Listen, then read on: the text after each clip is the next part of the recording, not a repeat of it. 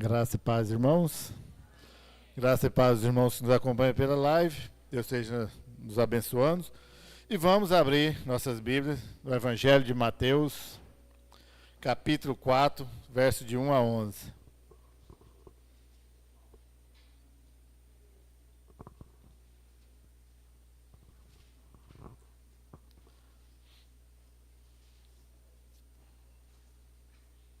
Mateus, capítulo 4, verso de 1 até o 11. Texto bastante conhecido, né? Acredito que a maioria dos irmãos já leram, já ouviram várias pregações sobre esse texto.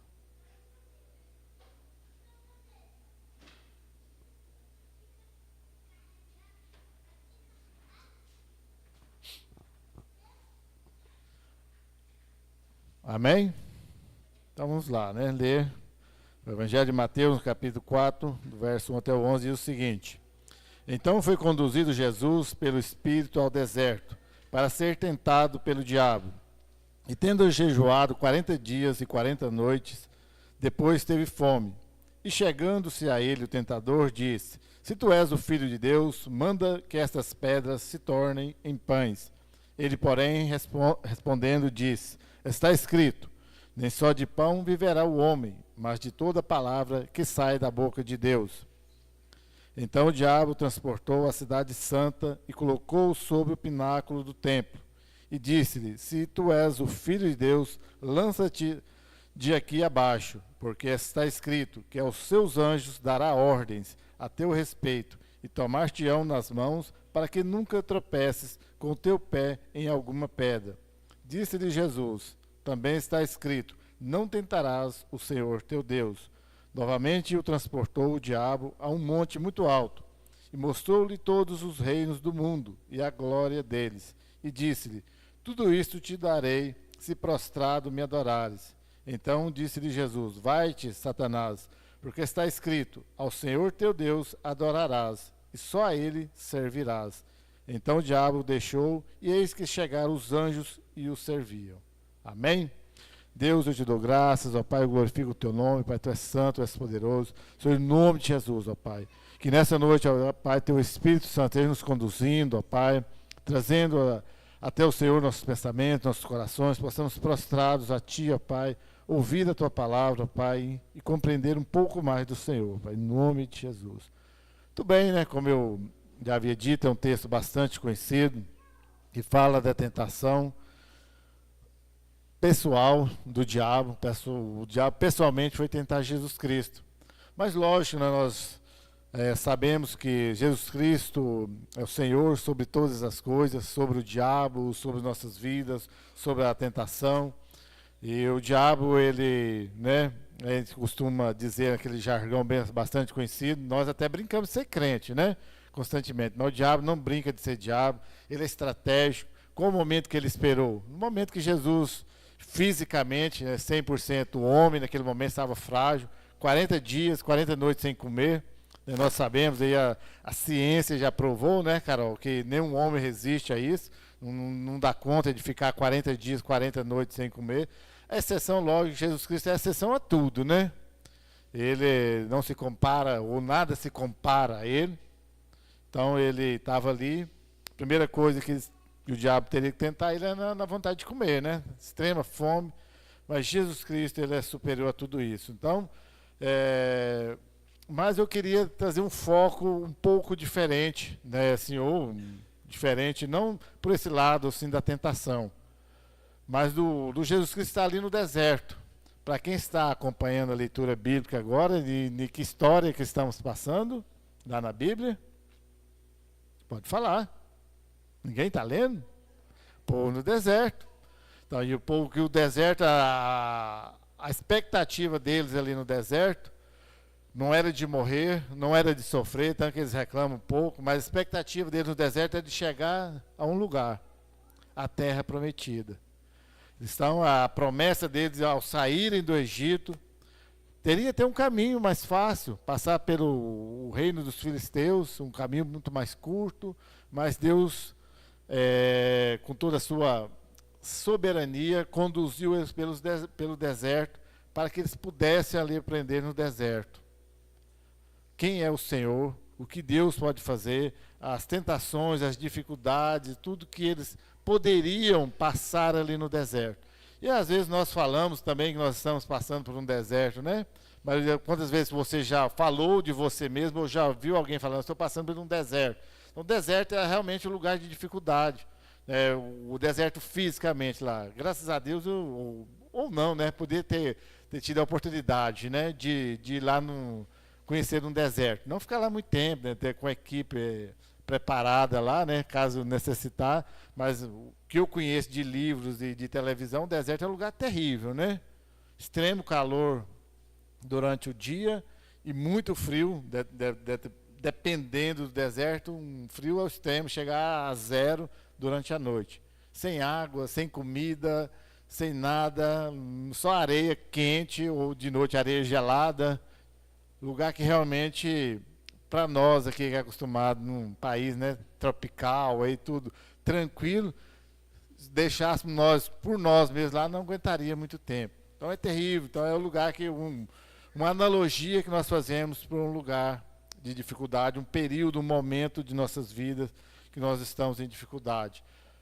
Mas é o momento de aprendermos. A maioria das pessoas que tem Jesus no coração, que busca Jesus Cristo, eles aprendem quando está no deserto. Porque ali sobra um momento de dificuldade, um momento, geralmente na dificuldade nós lembramos mais de Deus, não é assim? Na hora que você está doente, que o seu filho passa por uma dificuldade, aí fica muito mais fácil a gente lembrar de Deus, né? Quando você olha para todas as outras coisas, às vezes já tomou remédio, às vezes já foi em médico, não está resolvendo, aí costumeiramente nós ainda deixamos Deus por último. Não vem me falar que não é, porque é. A maioria das pessoas. Sabendo que Deus é o poderoso para fazer tudo, não é que ela não sabe, você sabe, mas, né, como sempre, nós não colocamos Deus em primeiro lugar. Devemos ser sinceros, ser honestos com nós mesmos. Aí nós tentamos tantas coisas que Deus nos dá, também a ciência, a condição do homem, que está, toda a tecnologia, todo o conhecimento, Deus permite, mas nós jamais devemos esquecer que Ele pode agir diretamente. Então, nos nossos momentos aí de dificuldade, de fraqueza, momento de nós, às vezes, reclamamos, murmuramos, como o povo que está lá, né, o povo do Egito, nós estamos lendo, o que mais fazia? Murmurar contra Deus. Via tudo que Deus fez para eles no Egito, aí já de atravessar o Mar Vermelho, já lá, né, no deserto, Deus fazendo tantas coisas, tantos milagres diante deles, e eles ainda continuavam com o coração duro, duvidando de Deus. Eu, quando as primeiras vezes que li a Bíblia, né, eu julgava que povo, mas que povo, né, idiota, que povo que não tem Deus, né? Aí quando a gente começa a ler um pouco mais e de compreender um pouco mais, aí você começa a olhar para você mesmo. Se eu tivesse lá, talvez eu teria feito pior. Porque eles não tinha ação direta de Deus, que nós não temos hoje, assim, visível como eles tinham, mas não tinham o conhecimento que nós temos hoje, de tantos mil anos depois, né? Só depois de Jesus já tem passando de 2000, né? Mais outros tantos lá, né? Mais uns 4.000 anos, né? Então daria quase uns 6.000 anos aí já, né? Não tinham o conhecimento que nós temos hoje. Eles erravam, nós erramos, nas mesmas coisas. Falta de confiar em Deus. Quando tudo está difícil, ainda nós não confiamos. Deixamos Deus para depois, aí quando aperta mais, nós só corremos a Deus.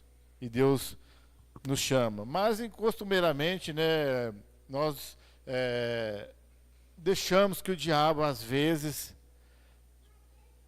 nos corrompa, nos fala o contrário.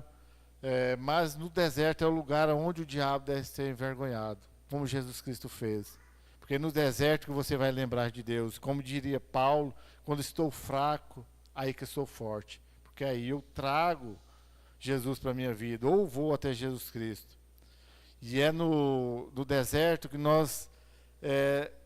ocorre o tratamento para os nossos limites. Nós chegamos a um limite que não tem recurso de nós mesmos. Sabe aquelas vezes quando você vai até onde você consegue ir, por suas forças, por suas capacidades, aí chega um momento e fala assim, não dá, eu tenho que procurar uma ajuda, tem que ter um líder, um pastor, tem que ter Deus, tem que ter alguém para resolver, porque eu não consigo. E é natural do homem, o homem foi criado para dominar. Lembra lá de Adão? Ele foi colocado sobre toda a criação que Deus fez lá no jardim, no Éden. Então essa é natural do homem, do ser humano, de ser independente, de estar no controle da situação. O erro, lógico, lá de Adão que repassou para nós, foi de abandonar Deus, de conversar diariamente com Deus, de ter intimidade com Deus. Mas no deserto é onde o relacionamento com Deus cresce.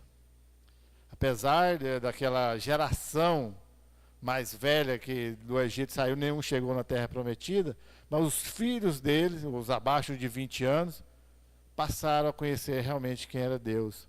E Deus os colocou em Canaã, na terra prometida. Então é o lugar de nós, né, dos homens, das mulheres, né, do ser humano em geral, de refazer a aliança, de aprender a confiar em Deus. A nossa terra prometida é a glória eterna junto com Deus. Essa nossa caminhada, igreja, às vezes torna o deserto. Lugar de aprender, lugar de levar rala, né? De os pastores ou líderes contar para vocês que não é do jeito que a maioria das vezes a gente pensa. Lá no deserto tinha Moisés, tinha Arão, contando para o povo que não era do jeito que eles queriam, mas era do jeito de Deus, para o próprio bem deles. Então disso nós vemos aí, em primeiro lugar, que para vencer a tentação, você precisa aprender no deserto. Como eu já adiantei um pouco, o deserto não precisa ser uma escola, que você precisa aprender. Aqueles lá no Êxodo que não aprenderam, ficaram no deserto. E muitos têm passado pela igreja, têm passado pelo deserto, e não têm aprendido, têm ficado para trás. Talvez você conhece pessoas que ficaram aí 20 anos, 10 anos, sei lá, talvez menos, numa igreja, e ali falando, né, que conhecia a Deus, que conhecia Jesus Cristo, hoje estão perdidos no mundo. Recentemente teve um rapaz aqui, né, até ficou bravo com o Iago, sem o Iago nem ter culpa nenhuma, pedindo ali, trabalhei com ele uma época aí numa empresa, ele já era membro de uma igreja, tudo, hoje é morador de rua, drogado, perdido, não suportou o deserto da vida dele, como aqueles de Canaã, ficou para trás. Os outros continuaram, a esposa dele se separou dele, juntamente com a filha, foi embora, continua. Recentemente conversei com ele ali na praça, e ele disse que a esposa dele está lá, na igreja, e ele perdido, não dá conta de voltar. Se Deus não tiver misericórdia dele, trazer ele de volta, vai ficar. Vai morrer no mundo, perdido, sem Deus. E não pense você que você é melhor do que ele. Todos nós somos sujeitos a se perder, a cair de novo no mundo e ficar sem chão, sem rumo, perdido. Porque o deserto é um lugar que significa privação. Privação, falta de alimento, falta de água, escassez de tudo. E se brincar, nós perdemos a nossa vida no deserto. Quando nós não nos apegamos a Deus. Quando nós não trazemos Deus para nós e falamos assim, eu preciso de Deus. Eu preciso ouvir e obedecer à voz de Deus. Você acha que o povo lá no Êxodo, eles não ouviam a voz de Deus? Ouviam. Às vezes eles falavam que ouviam um trovão, tudo a voz de Deus, mas tinha Moisés para falar, que falava diretamente com Deus e repassavam para eles sabiam qual era a vontade de Deus. Eles só não obedeciam. E quando não se obedecia à voz de Deus, dava errado. E o deserto existe para tratar a carne, que nós falamos hoje, a carne, a nossa vontade, os nossos desejos, o meu eu. A minha vontade não é de servir a Deus. A minha vontade é de servir a eu mesmo. E nós vimos isso constantemente na igreja. Todos, sem exceção. Não tem nenhum sequer que dá conta de servir a Deus 100%. Fazer só a vontade de Deus, do jeito que Deus manda. Em primeiro lugar vem quem? Eu. Em segundo, eu. Em terceiro, eu. E aí vai. Quando aperta demais mesmo, que eu não estou aguentando, aí às vezes com muita dificuldade, entra Jesus Cristo. E é assim.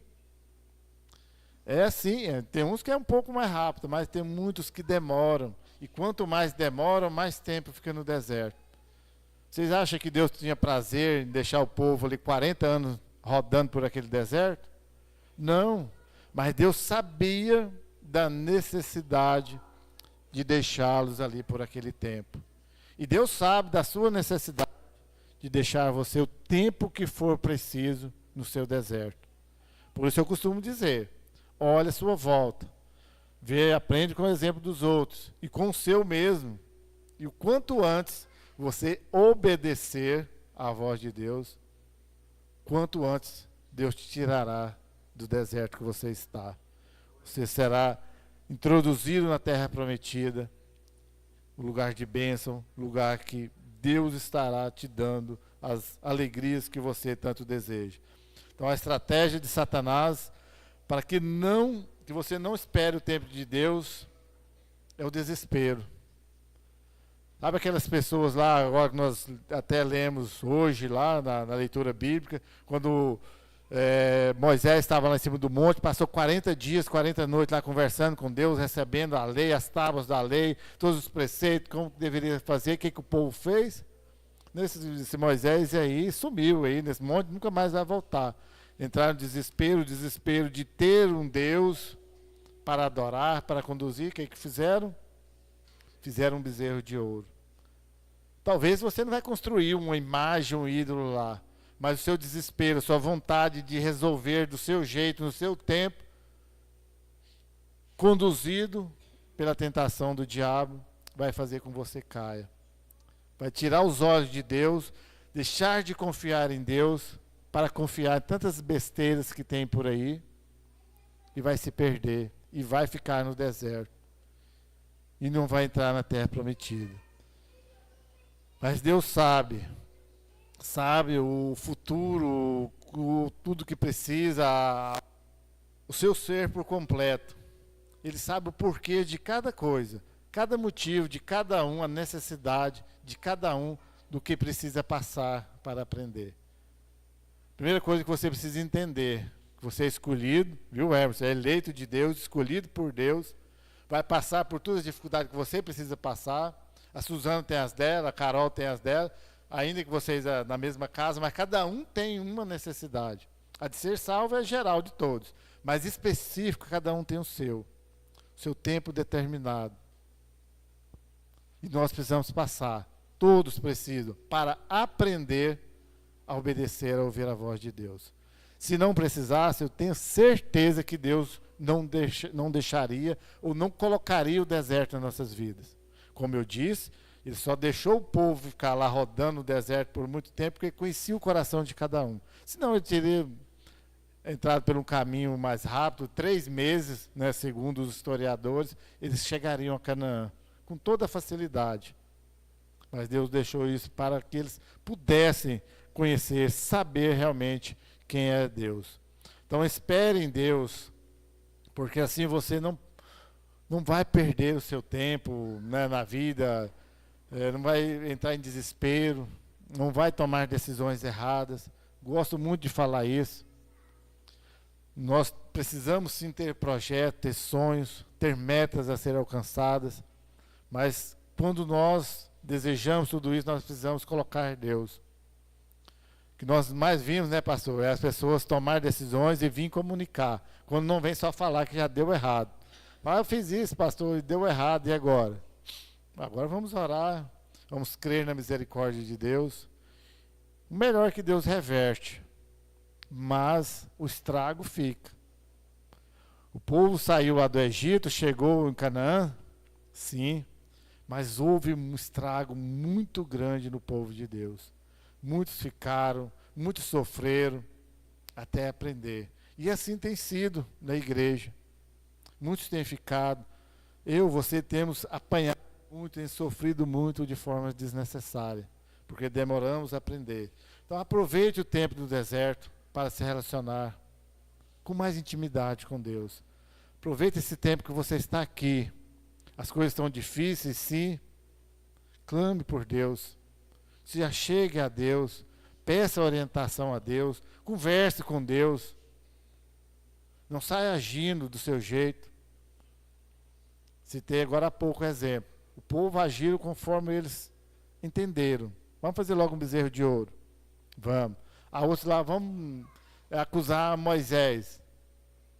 A inveja. Vamos fazer isso, vamos fazer aquilo. Tudo que intentaram sem consultar Deus, sem obedecer à voz de Deus, deu errado. Aí você pensa que hoje é diferente? Não vai ser.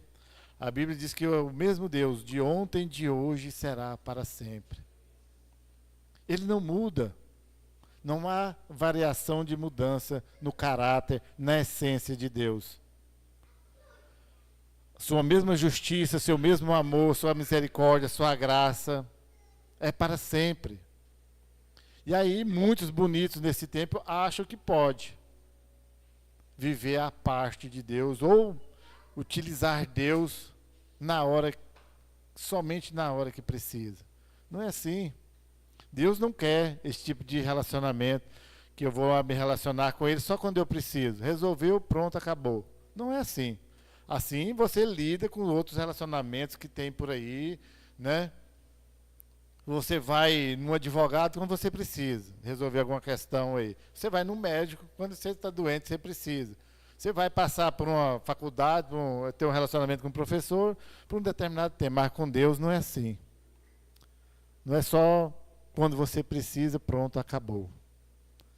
Precisa ser um relacionamento mais forte. Então, a palavra que sai da boca de Deus, ela ensina a temer ao Senhor. Aí Jesus Cristo sempre combateu a tentação na palavra de Deus. Nem usou ele, poderia usar ele mesmo. Fala, não, eu assim, eu falo isso, não. Mas o próprio Jesus Cristo, a palavra de Deus, combate a palavra de Deus. A palavra de Deus é a verdade. O mundo neste tempo, dominado pelo diabo, quer se tornar tudo relativo, né? Tudo não há, os relativistas querem ter uma meia-verdade, nada absoluto. Né? Você tem desculpa para tudo, mas não é assim. A experiência do Espírito Santo. Quando você falar que a palavra de Deus é que conduz a sua vida, você vencerá todas as tentações como fez Jesus Cristo. E em segundo lugar, para vencer a tentação, não seja enganado. Não deixe que o diabo te engane. Faça a melhor escolha. O mundo é feito de escolha. Ser salvo não parte da nossa escolha. Somos salvos. Sim, somos salvos. Pela escolha de Deus sobre nós. Agora, ter uma vida em comunhão com Deus, ter uma vida em santificação, assim a escolha é nossa. Falamos hoje na escola bíblica. Nós somos salvos, sim, mas o nosso relacionamento, o nosso caminhar com Deus aqui é fruto, sim, da nossa escolha.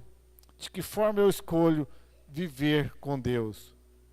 Aquele relacionamento lá distante, de vez em quando eu converso de maneira fria, né, quase indiferente, ou aquele relacionamento mais próximo, em comunhão, converso todos os dias, estreito o meu relacionamento e intimidade com Ele. Nós estamos sempre fazendo escolhas que terão consequências boas ou ruins nas nossas vidas. Depois que eu sou salvo, independente das minhas escolhas, eu não perco a salvação, mas traz consequência para as nossas vidas, para as vidas das pessoas que estão à nossa volta. Nós não vivemos de forma sozinha. Lá muitos anos atrás ainda, né? Antes de conhecer a Sandra, né? Nem sabia que ia casar com ela, né?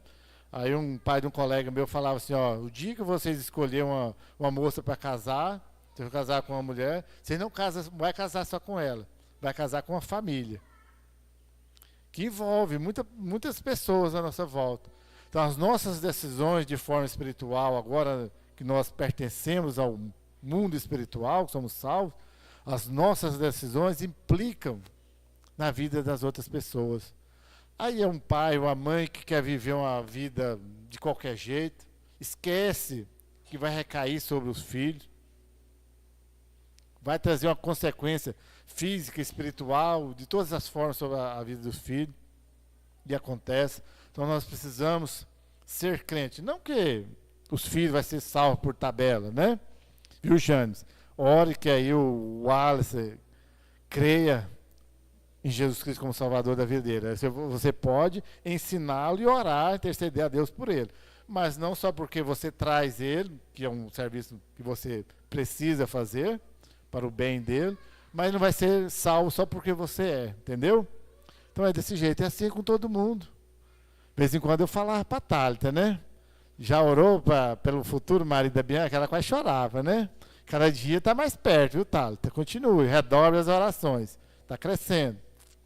E ficando bonita, cada dia mais bonita, né? Então, é o caminho a ser feito. Você precisa cuidar da sua vida e as suas decisões ser tomadas que vão afetar a vida dos seus à sua volta. Com orações, com exemplo, com atitudes de crentes que nós somos. São decisões que afetam a nossa vida, os que estão à nossa volta. Muitos, né, que estão no deserto, no momento de dificuldade, começam a ser pessimistas.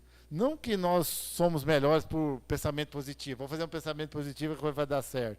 Não é assim.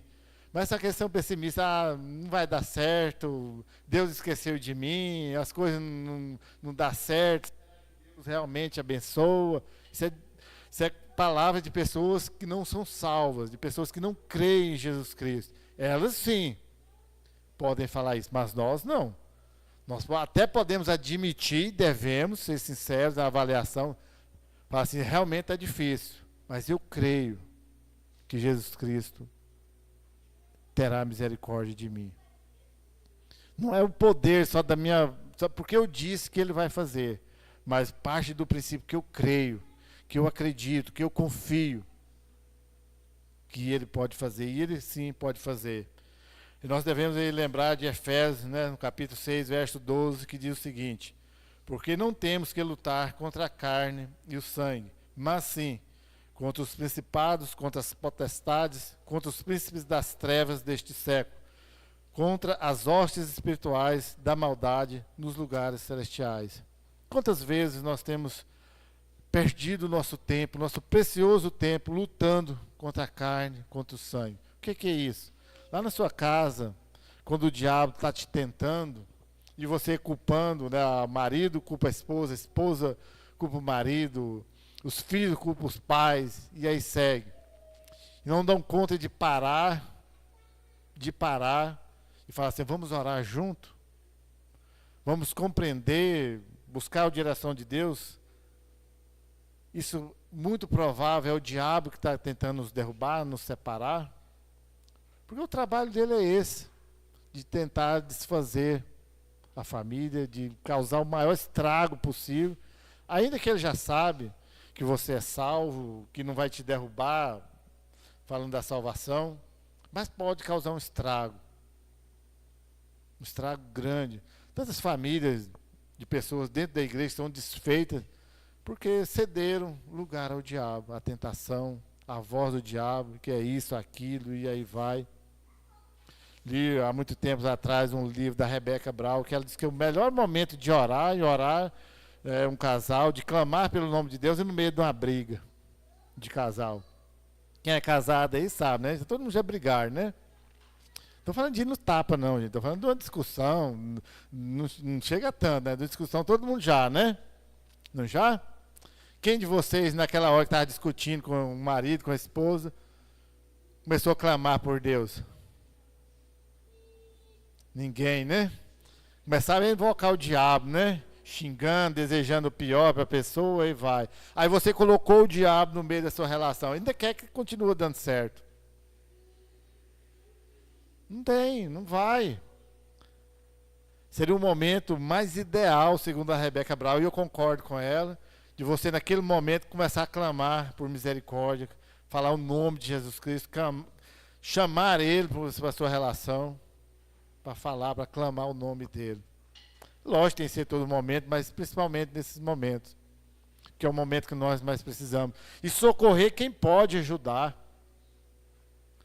Sabe que quando você está com dificuldade, e agora dentro da família, que você vai tomar conselho lá para aquele seu amigo ímpio lá, não sei das quantas lá, que não está nem aí para você?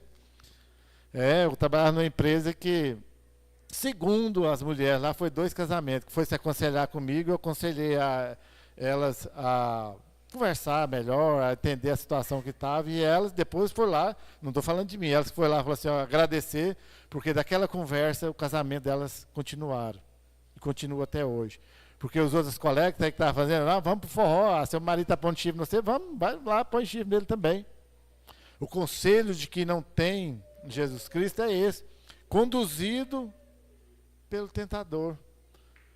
O diabo ele sabe trabalhar, sabe justamente onde falar. Eu citei esse exemplo, mas tem tantos outros, e tantas outras situações. Essa talvez, né, que afeta o seio da família, mas tem muito mais, né? E você precisa, deve discernir cada uma delas, cada tentação que o diabo chegar na sua vida, quando você está tentado, quando você está no deserto. Então, em meio a tudo isso, tenha convicção do que Deus tem para a sua vida.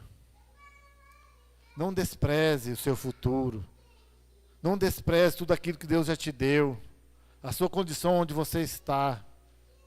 Não abandone tudo isso por promessas do diabo que não vai dar em nada. O diabo, viu, tanto que ele prometeu só coisa boa para Jesus Cristo, não foi? Ele não promete coisa ruim, não. Tinha aquele velho ditado lá, né? De quem morava na roça. Quando você quer pegar uma galinha, o que você faz? Vai jogar um milho para ela, põe uma comidinha para ela, né? Você vai falar show, dar um chute nela, né? Ela não vai deixar você pegar, né?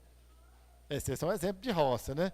Então assim é o diabo, ele vai chegar e colocar, fazer propostas ruins na sua vida, mostrar para a real aparência dele, o que realmente ele quer de você. Não vai, você vai correr dele.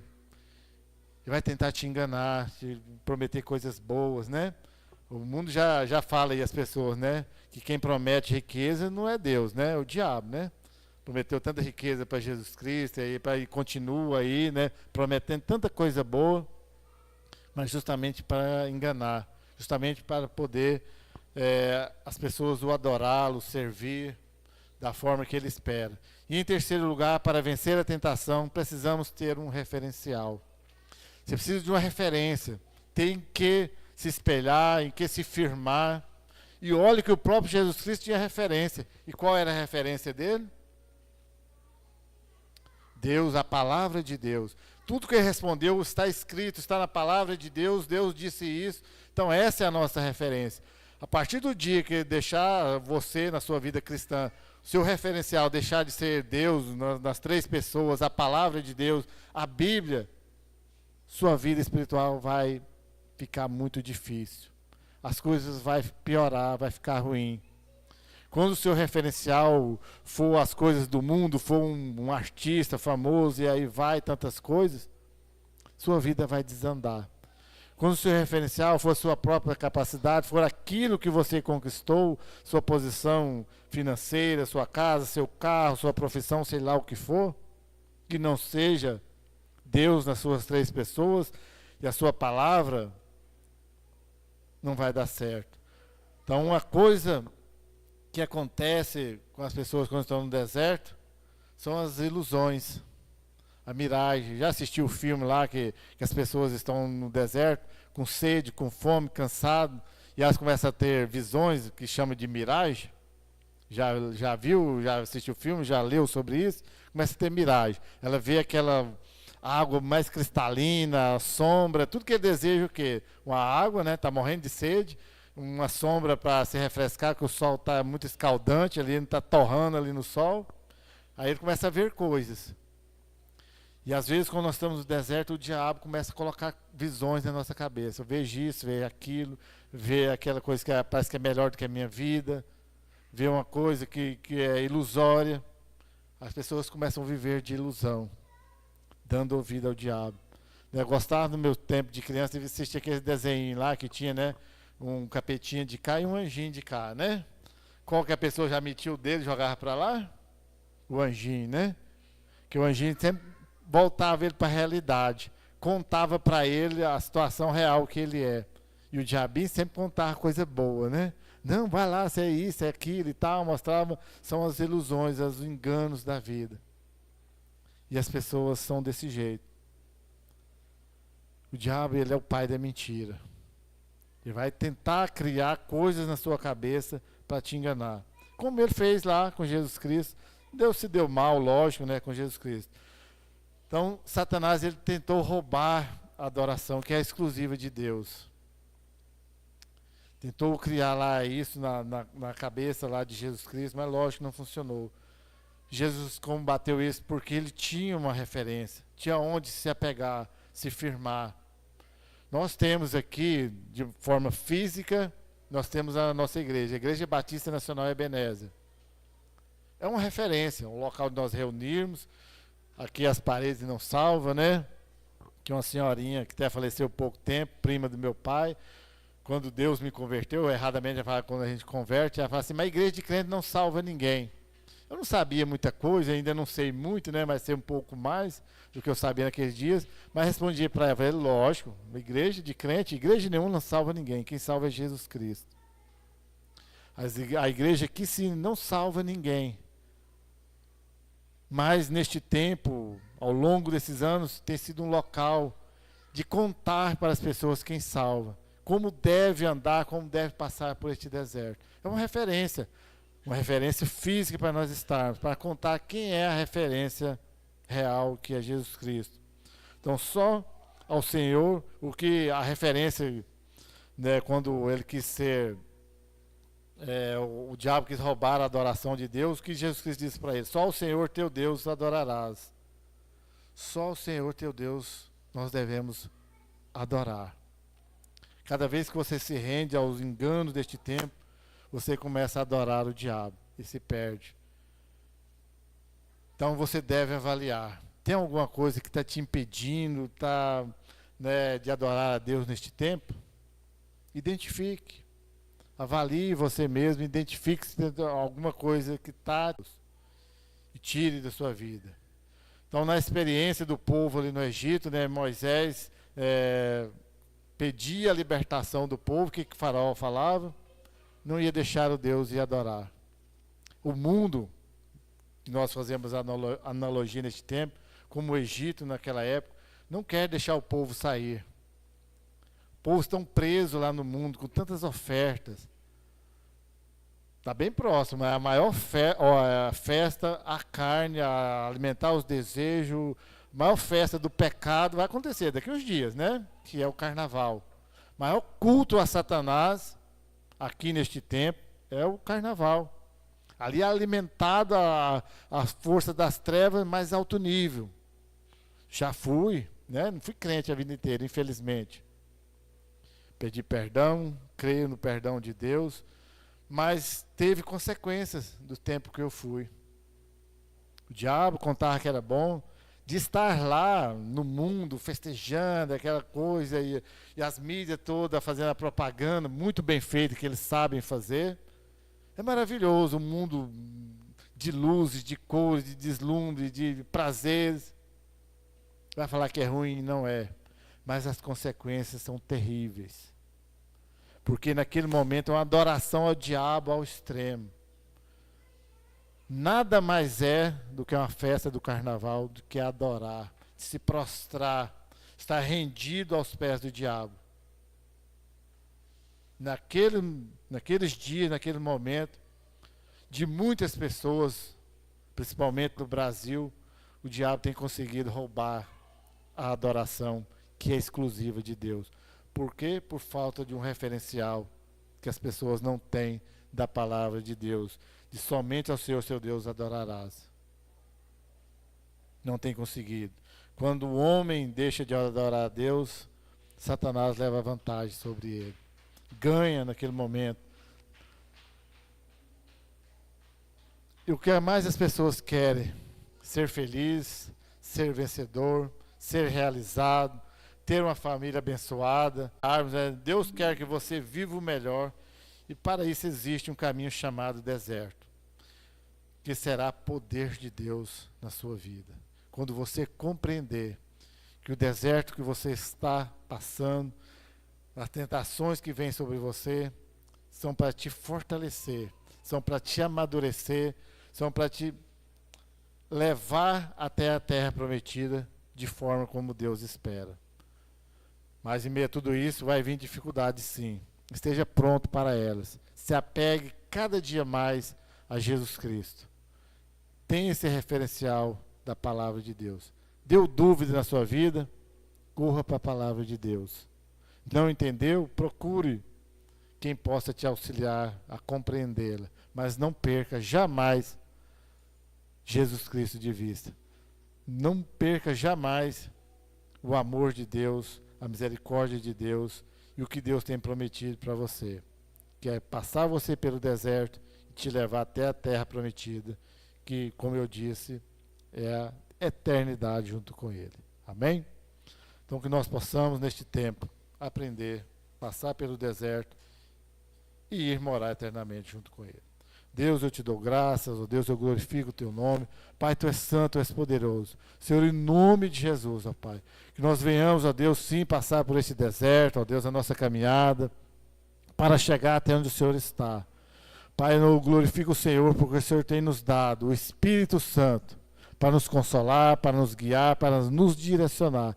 Que é, nesse tempo, ó Pai, a nossa coluna de fogo, ó Pai, a nossa nuvem, ó Pai, que tem nos protegido neste tempo, Pai, neste deserto.